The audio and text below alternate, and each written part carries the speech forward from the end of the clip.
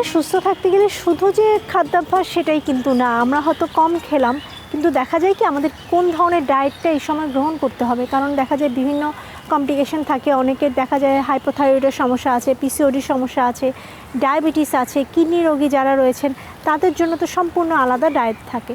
তো রমজানে আমাদের যে বিষয়গুলো খেয়াল রাখতে হবে সেটা হলো যার জন্য যেই ডায়েট দরকার, স্পেশালি যিনি ডায়াবেটিস রোগী তার খাবারে যাতে লো জিআই ডায়েটগুলো থাকে। যিনি ওজন কমাতে চাচ্ছেন তাকে অবশ্যই ক্যালোরিটা মেনটেন করতে হবে, পাশাপাশি অবশ্যই প্রপার এক্সারসাইজ যাতে তার হয়। কারণ আপনি ওজন কমাতে চাচ্ছেন কিন্তু আপনি এক্সারসাইজ করছেন না, তাহলে কিন্তু ওয়েটটা কমবে না। যেহেতু রোজা রেখে আমরা অনেকে এক্সারসাইজ করতে পারি না বা সময় হয় না, সেক্ষেত্রে রমজানে এক্সারসাইজ করার সবচেয়ে উপযুক্ত টাইম হলো আপনি ইফতারের পরে, ইফতারের পর থেকে তারাবির আগে যদি আপনি এক্সারসাইজ করে নেন তাতে কিন্তু বেশ ভালো আপনার ওয়েট কমবে। এছাড়াও যদি ওই টাইমে সময় না পান তাহলে ঠিক ইফতারের আগের মুহূর্তে এক্সারসাইজ করে এসে দেন কিন্তু আপনি ইফতারটা করতে পারেন। সেক্ষেত্রেও যারা ওজন কমাতে চাচ্ছেন তারা বেশ ভালো রেজাল্ট পাবেন। খাবারের পাশাপাশি আমাদের পর্যাপ্ত ভাইটামিন মিনারেলসগুলো গ্রহণ হচ্ছে কিনা রমজানে সেটা খেয়াল রাখতে হবে। অনেকের ভিটামিন ডি ডেফিসিয়েন্সি থাকে, এই টাইমটাতে আমরা একটু রোদ গায়ে লাগাতে পারি যাতে আমাদের ভিটামিন ডি যাদের ডেফিসিয়েন্সি আছে বা কম আছে সেটা যাতে দূর হয়।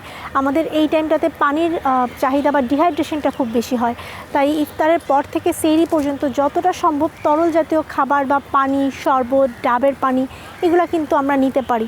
তবে ডাবের পানি গ্রহণের ক্ষেত্রে একটু খেয়াল রাখতে হবে 1 গ্লাসের বেশি বা অতিরিক্ত ডাবের পানি যাতে গ্রহণ করা না হয়।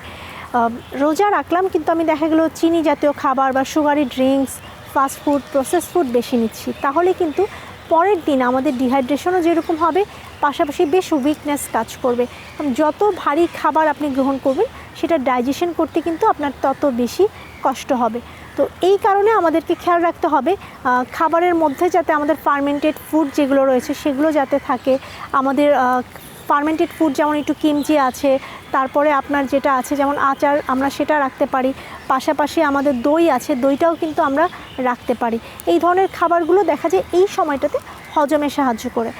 সহজ পাচ্য যে খাবার সেটাও আমরা এই রমজানে নেওয়ার চেষ্টা করব। অতিরিক্ত আপনার যে সবজিগুলো গ্যাস ফর্ম করে বা অ্যাসিডিটি হয় সেগুলো একটু অ্যাভয়েড করব, যেমন লাউ, পেঁপে, জালি, ঝিঙ্গা, চিচিঙ্গা, পটল, ধুন্দল, এই সবজিগুলো খুব সহজ পাচ্য বা সহজে হজম হয়, এগুলো আমরা রাখার চেষ্টা করব। তাহলে কিন্তু পুরো রমজান মাসে যে আমাদের অ্যাসিডিটি বা দেখা যায় একটু ব্লোটিং হচ্ছে, পেট ফাঁপা বা এই ধরনের সমস্যা হচ্ছে, অনেকের কিন্তু ইনডাইজেশনের কারণে টয়লেটেও প্রবলেম হয়, এই সমস্যাগুলো কিন্তু খুব সহজেই দূর হয়ে যাবে।